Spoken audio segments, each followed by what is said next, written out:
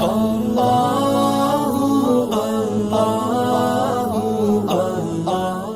اللہ الرحمن الرحیم۔ کلمہ تمجید۔ حضرت ابو ہریرہ رضی اللہ تعالیٰ عنہ سے روایت ہے کہ جناب نبی کریم صلی اللہ علیہ وآلہ وسلم نے ارشاد فرمایا، اپنی حفاظت کا انتظام کرو۔ کسی نے پوچھا، یا رسول اللہ، کسی دشمن کے حملے سے جو درپیش ہے؟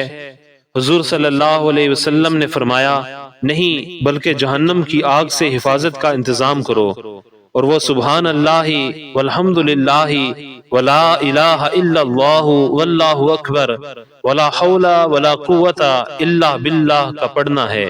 یہ کلمات قیامت کے دن آگے بڑھنے والے کلمے ہیں، یعنی یہ کلمات سفارش کریں گے یا آگے بڑھانے والے ہیں کہ پڑھنے والے کو جنت کی طرف بڑھاتے ہیں، اور پیچھے رہنے والے ہیں کہ سفارش کریں گے اور نجات دلانے والے ہیں، اور یہی باقیات صالحات ہیں۔